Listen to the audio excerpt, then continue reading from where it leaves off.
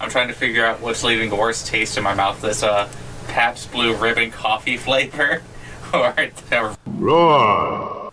This podcast is not suitable for children or those who are easily disturbed. Spoiler warning for whatever is in the title of this episode. And now for the obligatory socials.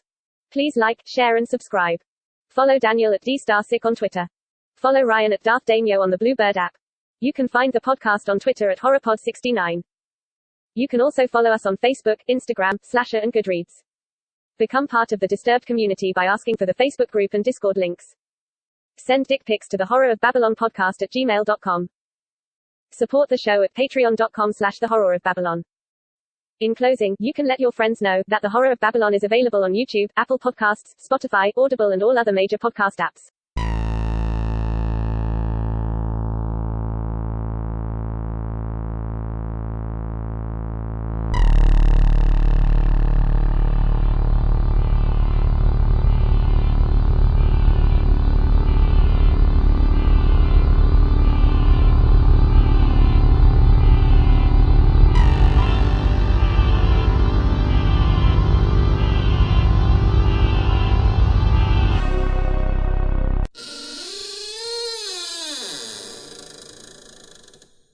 Welcome to the Horror of Babylon, where we are discussing Roar! the most dangerous movie ever made in a very special bonus episode.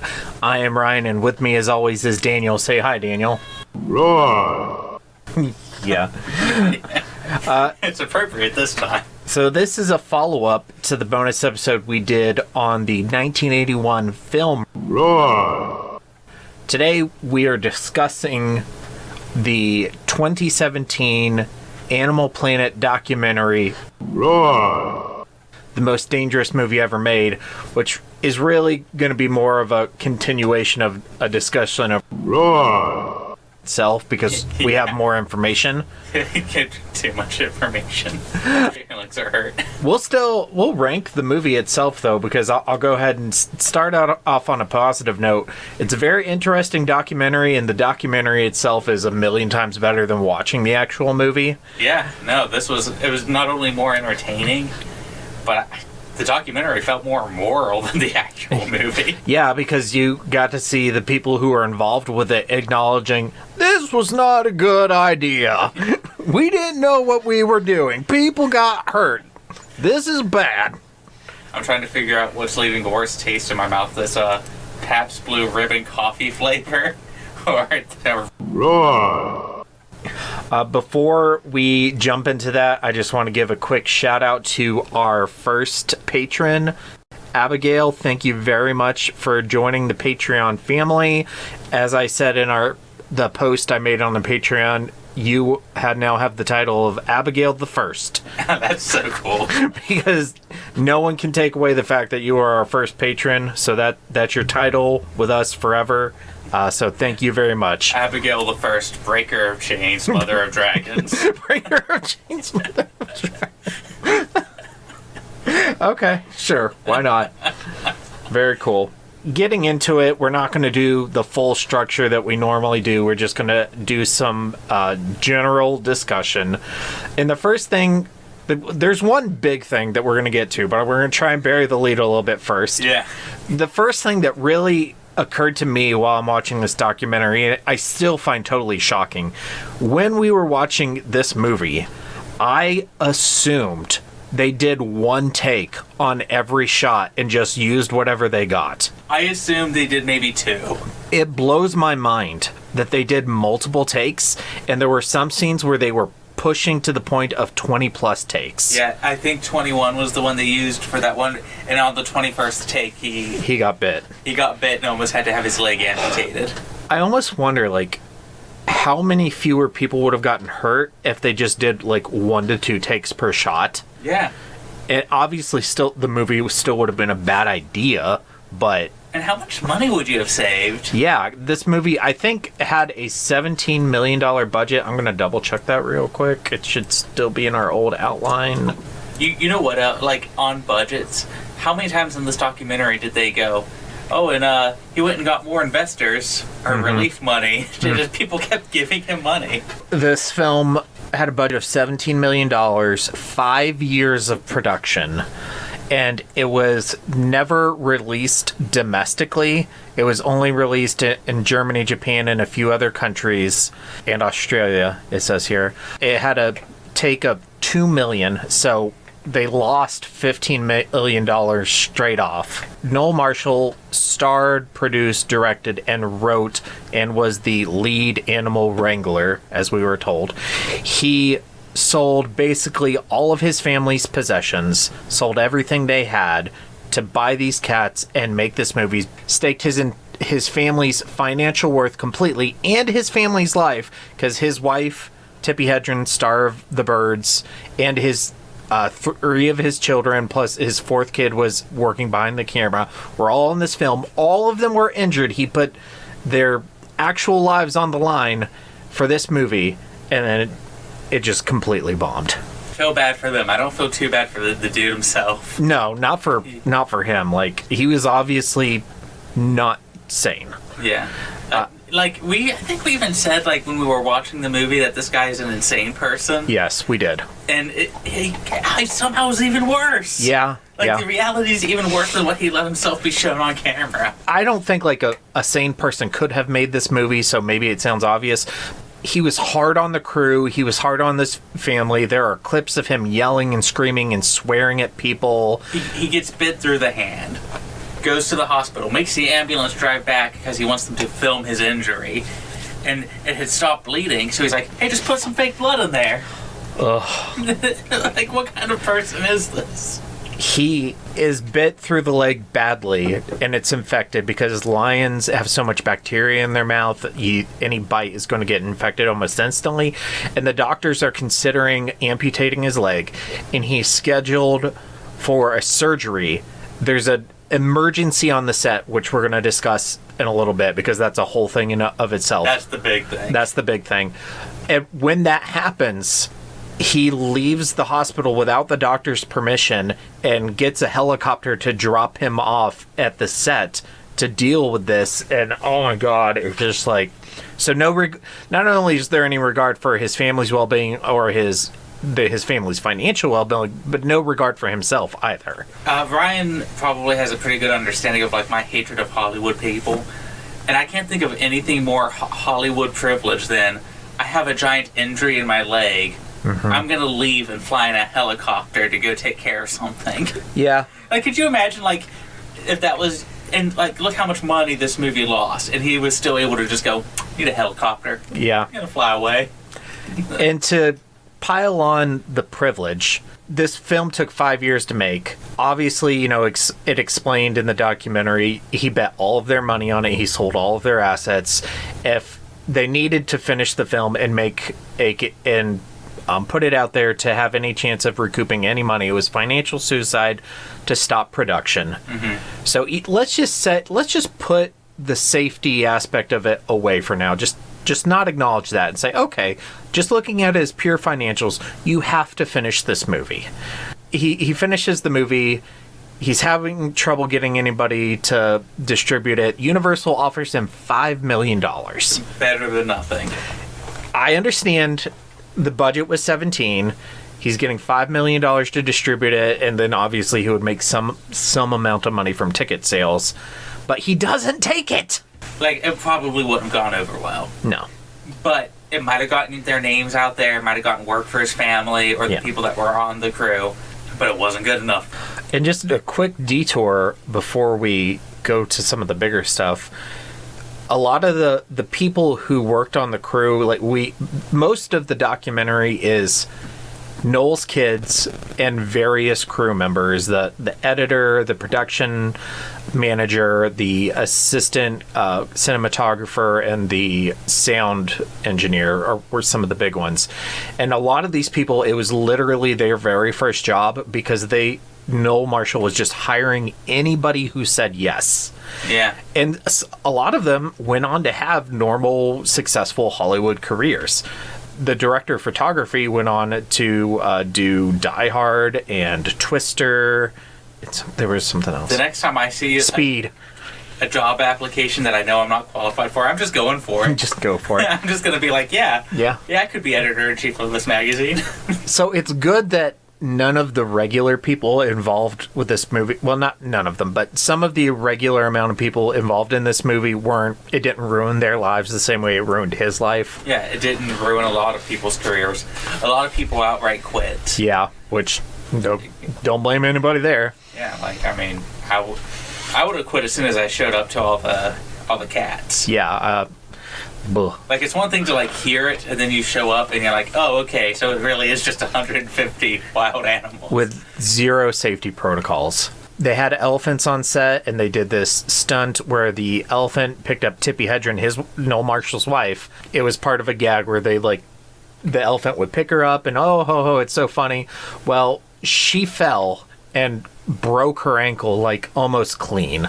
And they just, talked for several minutes about what a serious injury that was and how they had to close production for weeks because of it. I should have brought good alcohol so we could do a drinking game to every serious injury. No. Like, every time somebody's, like, seriously hurt, you do a shot. No. What was the dude's name? The camera guy. The Die Hard guy. Something DeBond. Yeah. Don DeBond or something like that. I thought he sounded like a James Bond villain. Oh. John DeBont. Cinematographer. Apparently a very mean man. He directed Speed. He worked on Twister, Minority Report, The Haunting, Tales from the Crypt, Lethal Weapon. Kind of a pedigree. Yeah. Guy is scout. Well, yeah, he was. Like literally, like the skin left his skull. Flatliners, The Hunt for Red October. I like a lot of these movies. Mm-hmm. But yeah, he was doing a shot where they like dug out a hole and they put him in it, and then they put like a camouflage tarp over it, and the lines would come out and literally like run over top of him so he could get an underneath shot. And it probably would have been fine if they did like 1-2 takes, but they did multiple takes. The animals got agitated. They weren't going out of the gates as fast. One of them saw something move under the tarp and swiped at it and literally scalped him. Yep. And I think they said 200 stitches. It was something like, it was a ridiculous number.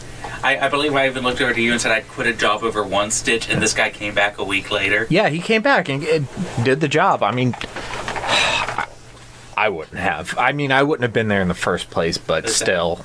I brought up that I work in mental health. If I got a single stitch over a patient, I would not go back to that hospital. Yeah. Oh, my God. Okay, so we kind of buried the lead, but the whole thing about this, it's the first thing that is said in the movie. There's printed before the credits even roll. It's one of the first things said in the documentary is that no animals were harmed in the filming of this film, which is, it's an outright lie. What happened was at least at the very best, a lie by omission. Yeah. Or a lie by like a technicality, because we weren't filming when this happened. Yeah, they weren't hurt on film.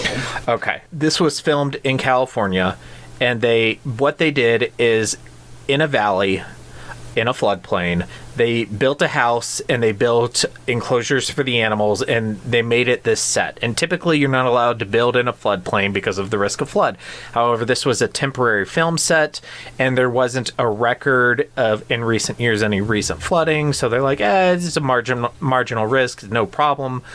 But of course, like we said, this film took years to film. So the longer they're there, the more they're at risk for flooding. A big flood happens. They got like 19 inches of rain within a day. Wall of water is what the guy said. Yeah, a dam burst upriver, and it all goes down into the floodplain. It was overnight, so the animals are caged at night.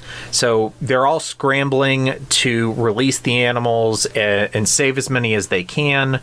And other animals are breaking out on their own because they don't want to fucking drown. So they said some amount of animals drown. They're not specific about that. But also, they were trying to wrangle the main line from the movie. I think his name was Robbie. And the cops were there. And the animal looked arrested, and it looked like it was attacking the people who were trying to get it in a rope.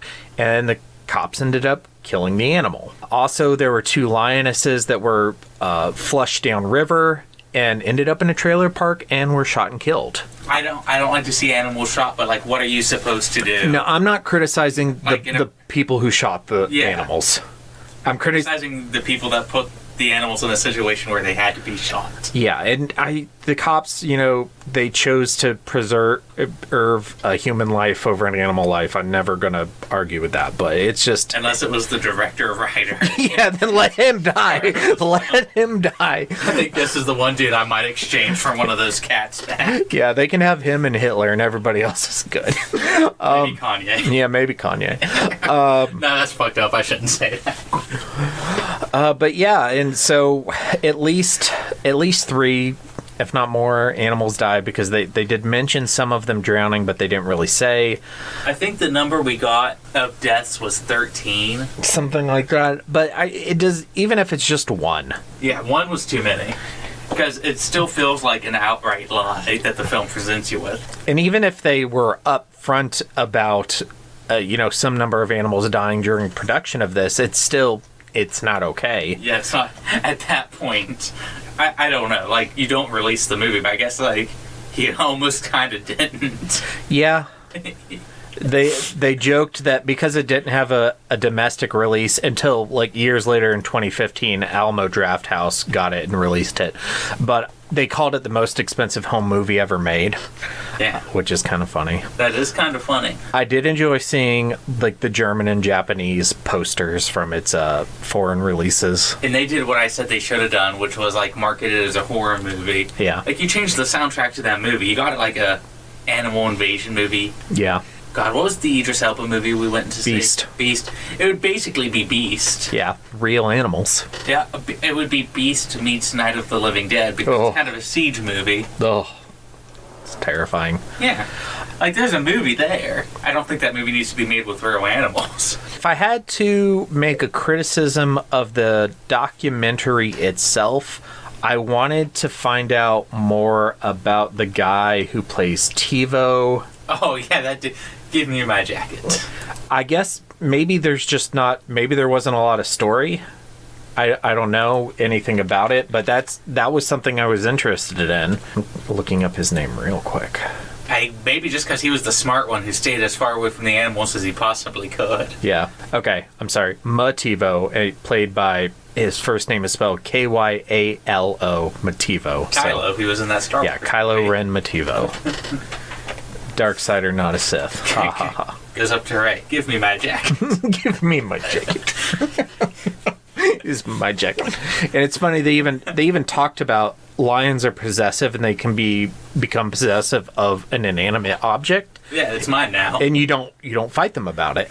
You can fight a house cat about it because it's like 1/10 your weight. But you still might get bit. Yeah. And it still might hurt. But this thing will kill you. Yeah. Oh my goodness. I asked Ryan, like, what's the money amount to be on set in any capacity? So I guess that's what I'm going to ask everybody. Yeah, let us know. Reach out to us on our socials. You'll hear them at the end of the episode. Like, I'm curious. Like, what's the amount of money to sit in a room with even 20 big cats? I don't know. I think for me it would have to be at least 7 figures. Yeah. Like, at least $1 million.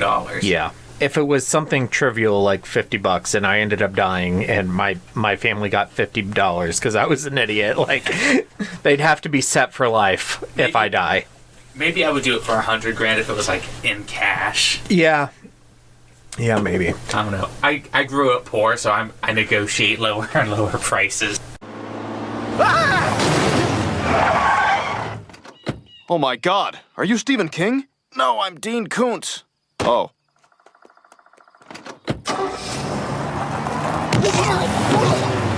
Kings and Koontzes of the documentary itself. For me, my king is a terrible, terrible thing, and my king is finding out that animals actually died, and not because I'm happy, but I'm glad that I know that, so that is something that I can tell people when I'm talking about this movie. Yeah, that is also my king.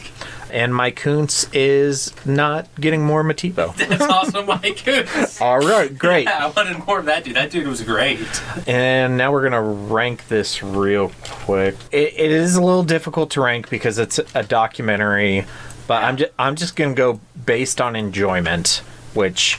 And it was rough because I did really enjoy this because it was very interesting, but it was also kind of pretty stressful. And I couldn't drink. It was stressful to relive that. I'm glad I was drinking. Yeah, I gave blood today, so I couldn't really drink. So I tried to convince him to drink this Pabst Blue Ribbon hard coffee, and he took one sip and looked at me like I was a monster.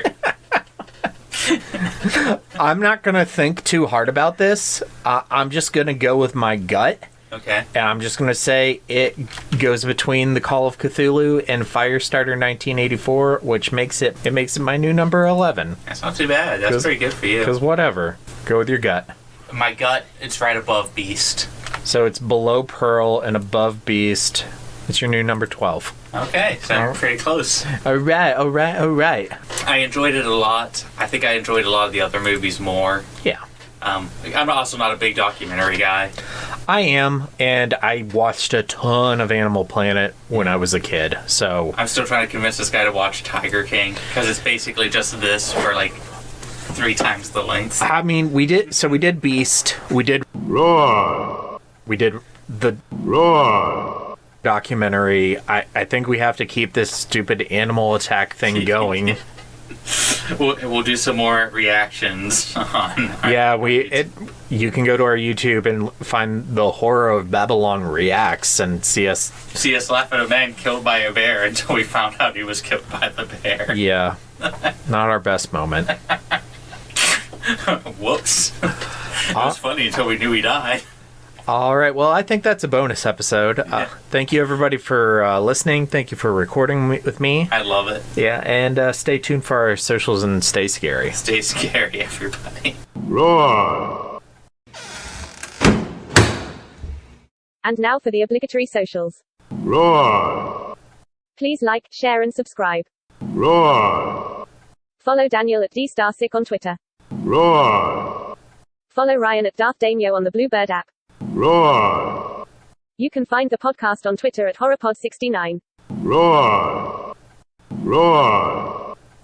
You can also follow us on Facebook, Instagram, Slasher, and Goodreads. Roar!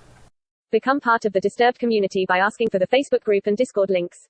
Roar! Send dick pics to the Horror of Babylon podcast at gmail.com. Roar! Support the show at patreon.com/the Horror of Babylon. Roar! In closing, you can let your friends know that The Horror of Babylon is available on YouTube, Apple Podcasts, Spotify, Audible, and all other major podcast apps. Roar! Stay scary. Roar!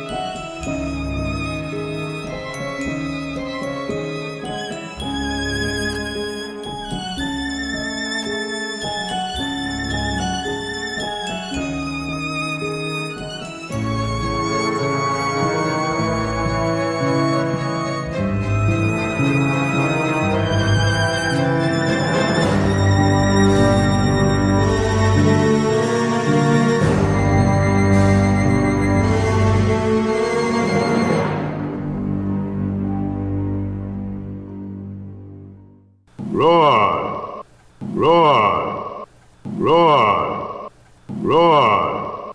Run! Run! Run! Run! Run! Run!